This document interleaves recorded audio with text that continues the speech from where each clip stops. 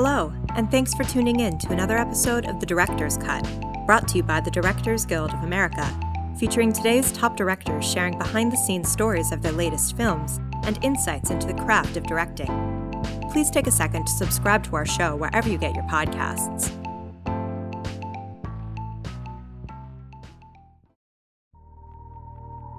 This episode takes us behind the scenes of director Jon Favreau's new musical feature, The Lion King. A photorealistic remake of the 1994 animated film, the film follows Lion Prince Simba, the son of King Mufasa of Pride Rock. When Mufasa's death at the hands of his brother Scar results in Simba's exile and Scar's ascension to the throne, Simba must make new friends, grow up, and battle Scar to take back what is rightfully his. In addition to The Lion King, Mr. Favreau's directorial credits include the feature films The Jungle Book, Elf, Zathura: A Space Adventure, Iron Man, and Chef, the movies for television Smog, Bad Cop, and Life on Parole, and the pilots for the series In Case of Emergency, Revolution, and About a Boy. Mr. Favreau also serves as the third vice president of the DGA. Following a recent screening of the film at the Harmony Gold Theater in Los Angeles, Mr. Favreau spoke with director Sam Raimi about filming The Lion King. During their conversation, Mr. Favreau discusses making the film in what he describes as a multiplayer VR filmmaking game, working with actors amidst the stress of a highly technical film, and keeping an element of human imperfection within a digital realm.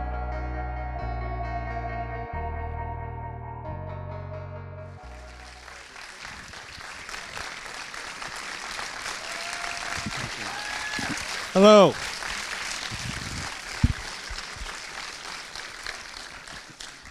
Thank you for that warm welcome for Mr. Favreau. And Jon, congratulations on this visually stunning, joyful, heartfelt, uplifting film that was really a groundbreaking, visual, extraordinary experience when I saw it at the ArcLight in Santa Monica. Thank you. Sam Raimi. Can we hear for Sam Raimi, by the way? How nice of you to come out and do this, Sam. I go way back with Sam. Yeah, when did we first meet? I don't even know. I've known you so long, I don't even know when we met. I saw you we talked for the first time in depth on the set of Spider-Man 3. That's right, because I was visiting, I was getting ready to do Iron Man 1. Right. And I thought, oh my God, am I going to have to do this? It seemed so intimidating. I climbed up, it was like a skyscraper set. I walked up like 3 flights of stairs in a set on a stage in a skyscraper. And there was Sam, cool as a cucumber. And Avi Arad brought me over to meet you. And I was like, I'm not going to be able to do this. Yeah, you did great. I loved Iron Man. My kids thought, finally they've made a good superhero picture. That's what they told me when they got home from seeing it. They just absolutely loved it, and so did I.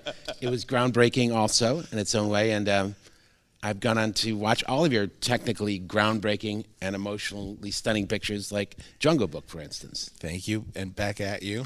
Yeah, Thank you. In Jungle Book, you had Mowgli in front of a green screen. I got to visit you on the set there, and I saw you working with Bill Pope. You had maybe some green props, and I saw him working around the set. But in this film, you had no motion capture whatsoever. Is that true? That's true. The only capture data we had was of camera positions, so it's a little confusing. So I'll try to explain it as simply and quickly as I can. We would basically the beginning of there's no everything you see is fake, right? So all the environments, all the performances, everything is completely built by animators and CGI artists. There's one shot. We put one live action shot in. Thank you. One live action shot. Does anybody know which one that is? Yes? It's the first shot. Yes. It was the first shot in the movie with the sunrises over the circle of life, because I wanted to put a real shot in. So I know if people said, "Oh, this looks fake," on that shot, I knew that was more about them than it was about the movie. So there's one live action shot, but the rest of it's all built by artists. And so we started the process with story department, pencils, show reels, everything you would do. It was exactly as you would do it in a Pixar film or an animated movie until we hit layout. And that's the part that we're talking about now that you were asking me about.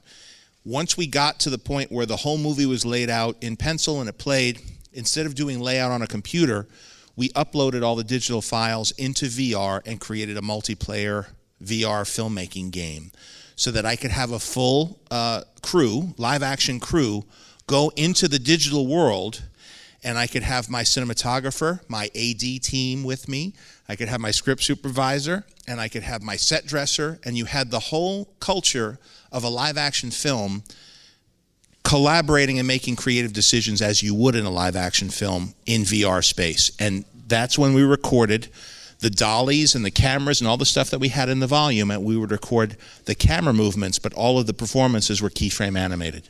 Wow, that's fantastic. Fantastic. Original. It's tomorrow's filmmaking today. It's really fantastic. So I can't help but ask, does that mean you wouldn't actually have to go into work? You kind of send your avatar to the virtual world? In theory, I could have sat home with my headset on and flown around, because we would have location scouts. I think we got up to 6 people at a time on the set. But we were talking, so it was, even though it was confusing sometimes, because you might walk over there in VR, but I hear your voice coming from here because you're sitting next to me in a chair. But we quickly got used to it, and we went from walking around to flying around, and we built filmmaking tools like viewfinders and dolly tracks, and then if you took off the headset, you would see a real dolly with a real dolly grip and a real crane, except instead of a camera, you would have some encoding equipment. And so however that moved, with all of the imperfections that come from the cinematographer operating the gear head and the dolly grip pushing the chassis, you would get all of those idiosyncrasies, and that's what we were after, to make this film that was built completely with animation appear to be a live action film, which was what I was hired to do. Something that was a live action adaptation of a Disney animated film like Jungle Book. And this was the way we figured out to make it appear that way. Wow, what a great stylistic approach. And that's probably what contributed to its realism so much, that those little camera jiggles, that the not perfect computer move. Yeah, the Japanese call it wabi-sabi, and we talked about that a lot. It's the human imperfection. You see the hand of the artist, the human touch, and really embracing that, and not, because with animation it's very easy to put a perfect camera move, and with CG in general, I mean, it's easiest to put the perfect camera move. You plot the 2 points, draw a perfect arc between them. That's the camera move. And so we effort, you and I, we've talked about this. How do you make those CG, those animated shots fit into a live action film, so they don't stand out as something different? That's right. It's a technique we employed a lot with the superhero pictures that we made. Right. When the rocket roars past, or Iron Man roars past, there'd be some thrust shake from that camera, and all those little touches is what gives it its realism. And it's that balancing act that I learned working on the superhero films, which is like, just because you could do anything with the camera doesn't mean you should. And certainly with yes, and with Jungle Book, because we had a live action kid to tie into, we very much tried to keep everything and all the animation as naturalistic as possible. And now, as we pull that one character out, we try to maintain that sensibility. So now I understand why you went for the great Caleb Deschanel. I mean, you never would imagine the world's greatest cinematographer, one of the top 4 or 5, why would his talents be used on an animated film when everything is determined by the artist, but it's completely different? Yeah, in this case, we were doing, he wasn't just consulting, he was there operating the camera on all the shots. Wow. So what I knew, I needed a guy like Caleb, and I've been wanting to work with Caleb forever, and I'm a very collaborative filmmaker. So I like to, do a tech scout and talk to my department heads, and we work it out when we watch it, when we watch the performance, or when we look at the location. And I knew I needed somebody like Caleb, because I needed the emotion of Lion King, and I needed, because the animated film is a classic, and I knew I didn't have at my disposal everything they had on the animated film. I couldn't have anthropomorphic faces. I learned pretty quickly when we were figuring out how to do the animals in Jungle Book that there's a very fine line between photoreal animation and the island of Dr. Moreau. And if you go too far and make a photoreal animal with that level of rendering, if you start to make it do weird things or things that you don't expect, it takes you out of the film, at least for my taste. Did you limit yourself as far as the movement in the animals' faces to what they could do? Yeah, we rigged them like the real animals, and of course we had to have them talking. So, we used all the tricks. And by the way, Walt Disney was wrestling with this back when they were planning Bambi. There's recordings of him and of going from the stylistic version of it that they used in Snow White to Bambi, of how they were discussing how do you make a more realistic animal form phonemes, form human speech. And the real learning from me was the movie Babe. Do you remember the movie Babe with the pig? Yeah. So with Babe, I felt tremendous emotional connection to that character, but it was a real pig, and they just made the mouth move enough to talk. And so the reason they covered Babe like you would cover, because they were covering a real animal. And when George Miller was planning that, and I've talked to him, I visited him when I was promoting the Jungle Book down there when I was in Sydney. I saw him, and we had a really nice conversation. He would just film the real animals, and it was amazing that through the voice performance and the story more than anything, and the music, you can get that emotion. And I knew that Caleb Deschanel could make those emotional moments, with the backdrop of Hans Zimmer's music and these beautiful images. He had photographed Black Stallion, and I felt tremendous emotion in that that's film. right. He did do that. That was fantastic. The horse wasn't crying in that movie.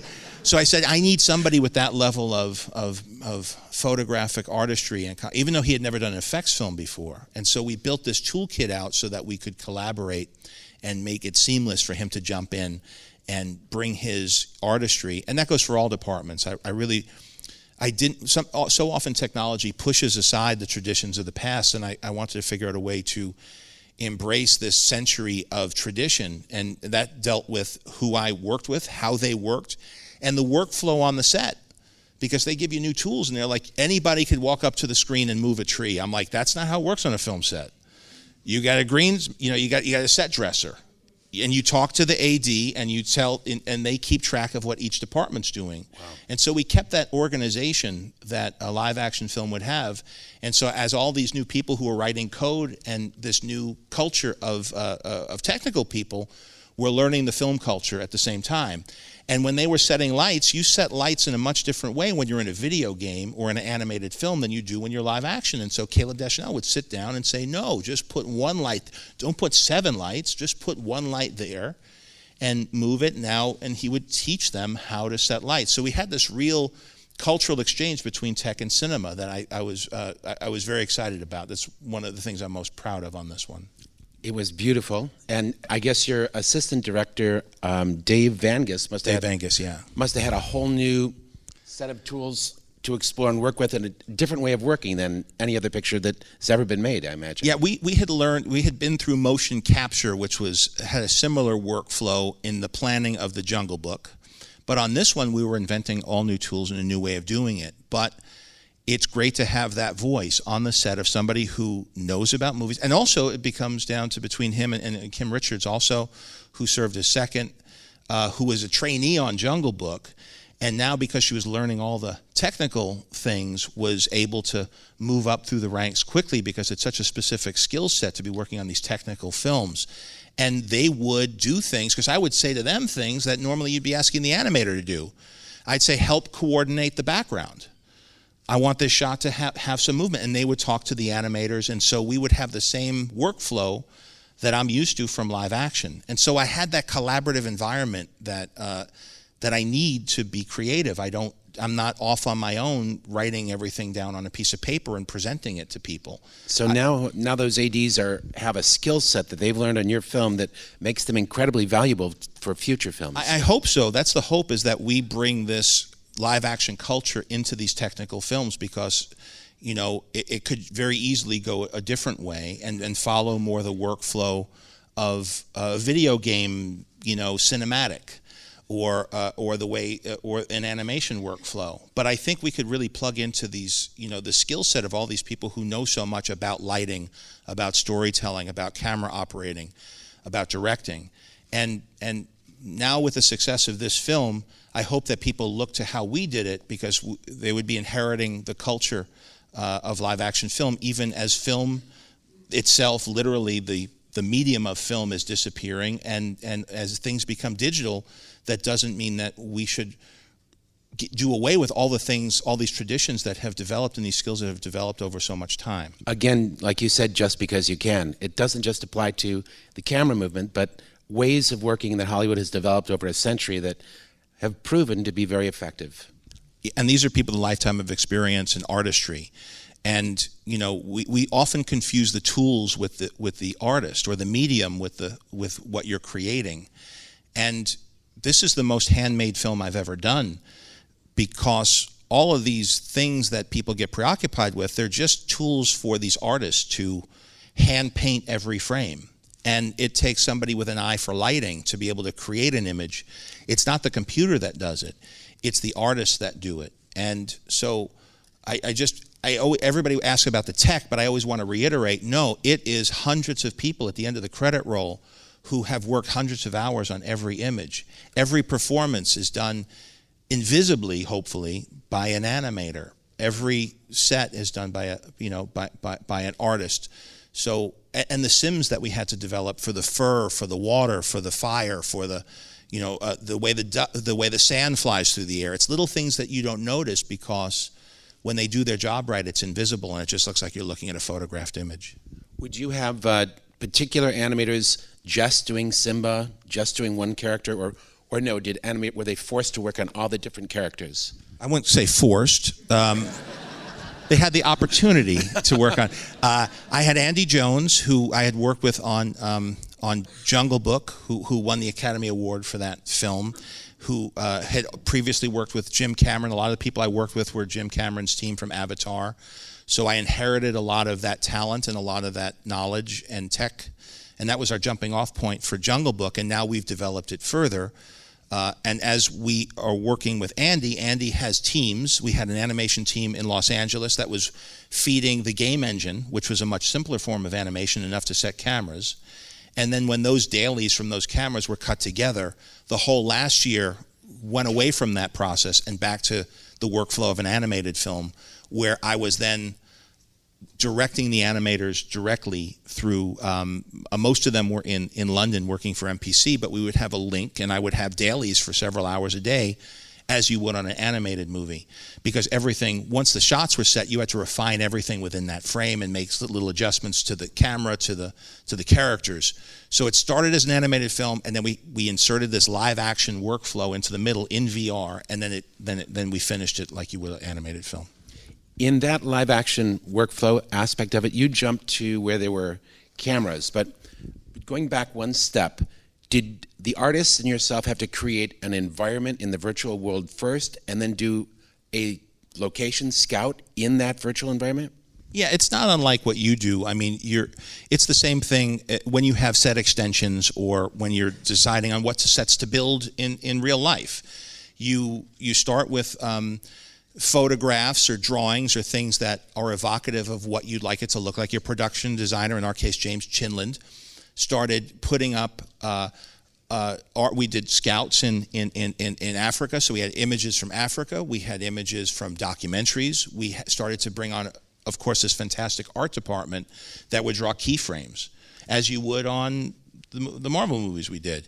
And so those keyframe moments from the story start to populate the wall of your conference room, and you start to walk around and get a feel for it together, and you start to make adjustments. Then Caleb comes in, comments on the lighting. We would, in Photoshop, paint over them. And so we had a room full of images that we thought were right. And then, because it was an interesting set of challenges here, because it had to look real, but it also had to look like Lion King. So any image we had, it had to tick both those boxes. It had to look like it could have really been photographed, but be evocative of the original film.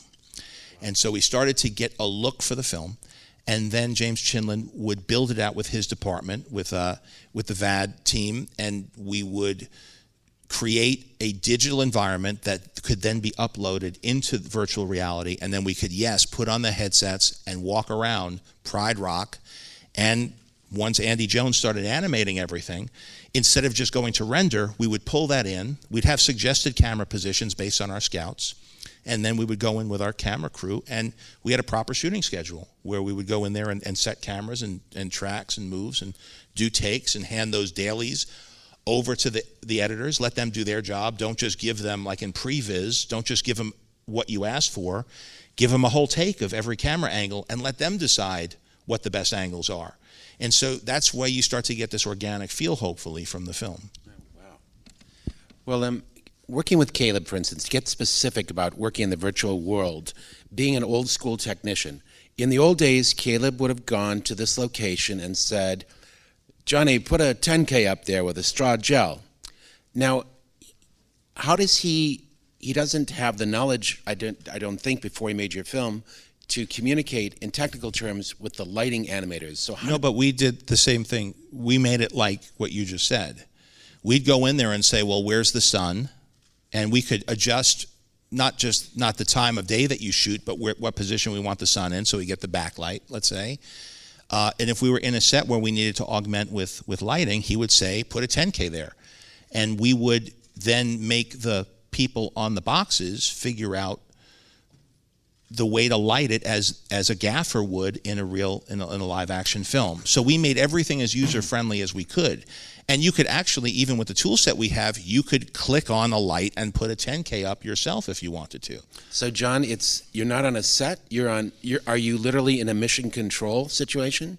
It depends when we're all in VR, you'd see everybody in goggles, and we would have hand controllers where we have a toolkit where we could spawn a camera, or I could take a Polaroid, I could switch lenses, I could leave the Polaroid there and bring Caleb over to look at the shot that I took. He could take a Polaroid, or we had like a tilt brush type tool where I could actually draw in 3D in the air and with an arrow draw like I was drawing over a storyboard, except it would be over 3D space. But you don't need actually a large physical space at all, do you? You could just do it in a garage. We could have done it small. We did certain operating over it, but we liked having a big space because we would then bring in like Steadicam operators, and we would have them actually move in a real way, because if you scale their movement, it starts to lose some of the texture. And for the Circle of Life shot, when we come in, that helicopter shot when we fly in to see Mufasa, we tried to do that with a spline and it looked fake, and we ended up bringing in a drone operator, and we had a drone operator in our volume flying a drone around our miniaturized digital set. Wow, that's attention to detail. I mean, to know that floating camera is not a helicopter. And that was, It actually scaled properly to be like a drone, and then we would have drone shots in like Can You Feel the Love Tonight, where it's going too fast for how fast they're running, and you have to back pan. All those little things, and cutting out when the shot falls apart, and not making every shot perfect from cut to cut, but making it that you're cutting out, like with nature photography, you want to use every frame of that. If you're seeing two lions fight, you're not going to get multiple takes of that, and so you cut when they roll behind the rock. You don't cut when it's interesting and exciting like you would in a superhero fight. That's cool. Yeah. So it's to give it that look, that documentary look.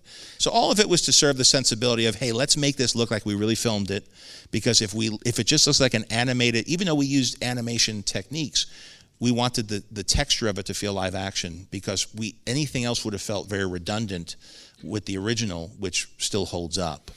Is the role of the editor diminished with that? So much planning has to go into every shot. It's almost like you're designing from the sound of that for that particular cut when the elephant went behind the rock. When you're getting out, does it step on the editor's art? In our version of it, in traditional animation, I think animators are more organizing all the content that's being created through this process. But in ours, the editors were actually making decisions as you would with live action dailies. So we would deliver them redundant footage, and we would deliver them multiple takes, and they would have to pick what takes we wanted. We would circle them just like you would on a live action film, but at the end of the day, I like my editor to pick what's best, not based on what I remember from the set, but the footage should speak. And so I empower my editors very much. It's a very important position, because they're really your co-pilot through this process. And I want them to be my set of eyes, and they're the ones who are going to break the news to you that the take is too long. And you know what I mean? They're the first ones who give you the cold bucket of water of reality that tell you, I know you love this moment, but it's lingering a little bit too long. Let's keep it. Let me trim the scene down a little bit. Sounds like you have a nice editor. Why? What's your editor like? Well, my editor, I'll be driving back from the set of a picture, one in particular called Drag Me to Hell. I say to Bob Morawski. Great movie, by the way. Thanks. On the phone, I say, thank you. Bob, you're kind of quiet. Did I miss something from last night? Did I get all the over-the-shoulders and all the close-ups? You got that? I said, well, did I miss something? He says, just one thing. I said, what? The performances.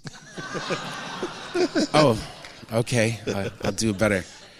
But he's pretty rough on you when you don't deliver. Well, you need the tough love of an editor, I think. I think that's a good partner.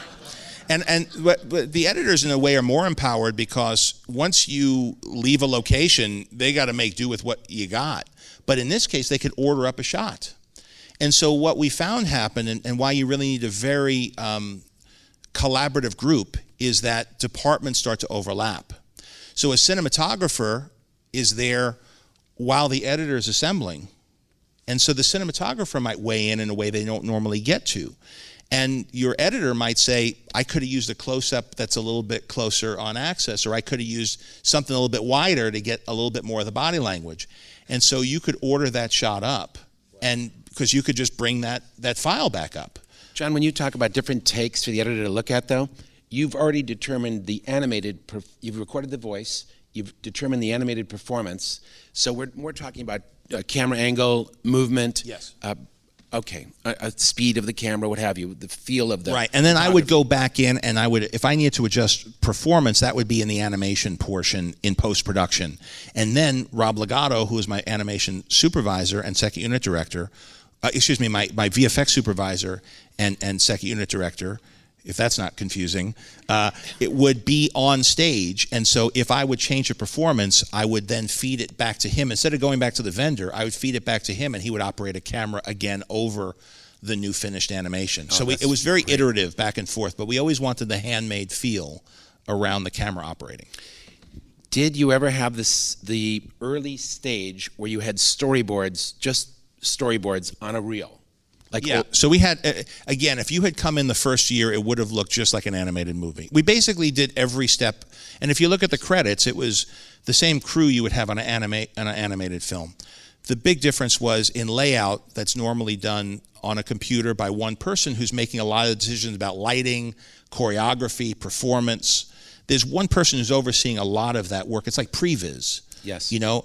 But in this case, instead of the previs person or the layout artist saying, here's where the camera should go, here's how the camera should move, here's where the light should be, here's, you're letting your department heads weigh in, and not just weigh in by looking over their shoulder and consulting, but weigh in by walking around on the set while you're shooting takes like you would in a real movie.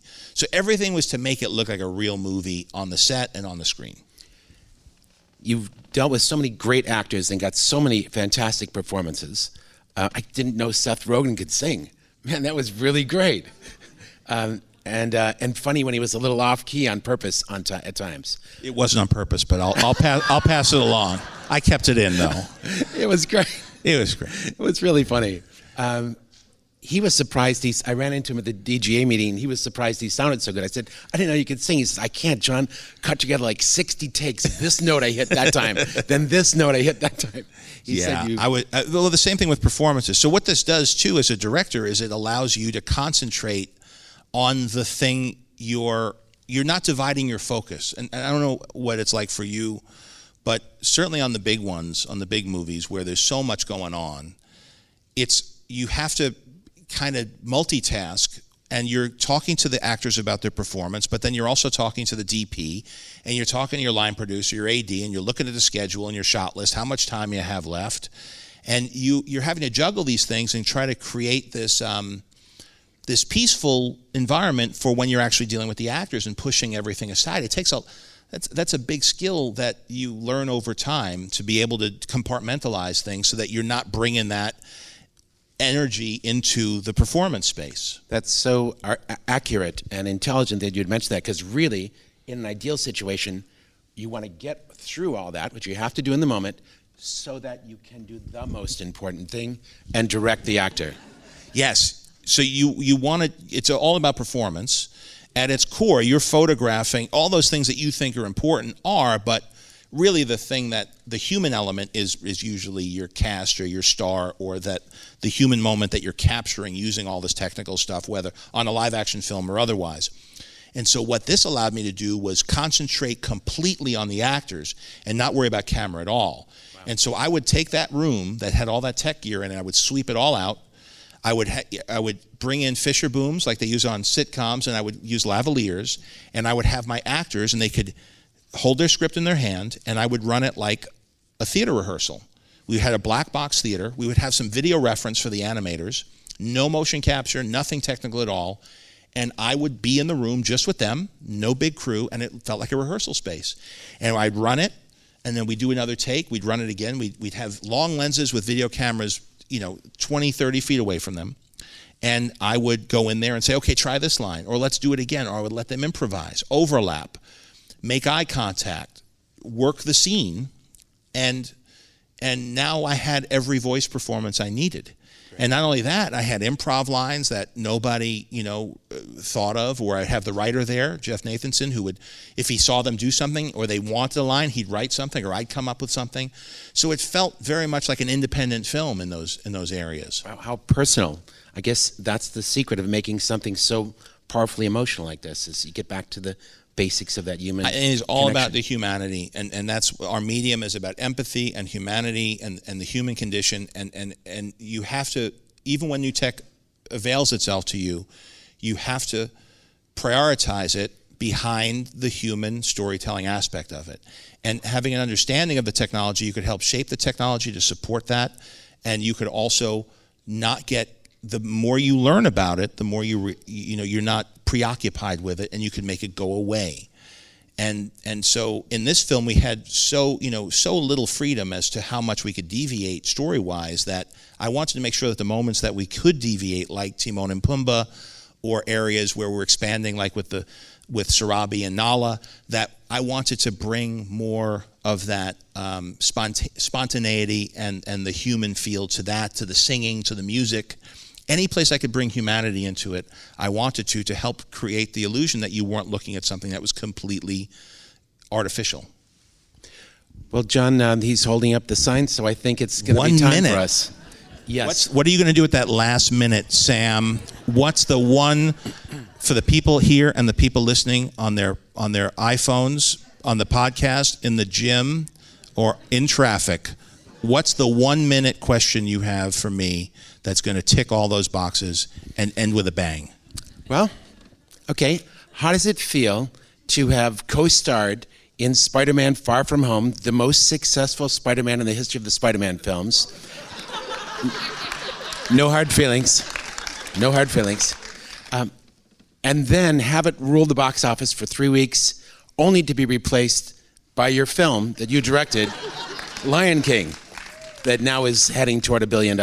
I will say this, and I'm not being facetious, that if you had not been such a gracious host, and you had not completely established our whole understanding of superhero movies through the first Spider-Man at a time when we needed it most, at a time when our country needed a story like that, and if you had not brought the innocence of the rise of a hero and that whole Joseph Campbell arc, I would never be doing what I'm doing. And if you had not been such a supportive friend over the years for me to pick your brain and ask questions, all the way up to being here on stage with me, I don't know that I would be able to be doing anything I'm doing. So I throw it back at you with complete gratitude. You're a great friend, and thank you for doing this for me today. Thank you for your kindness. Thank you, sir.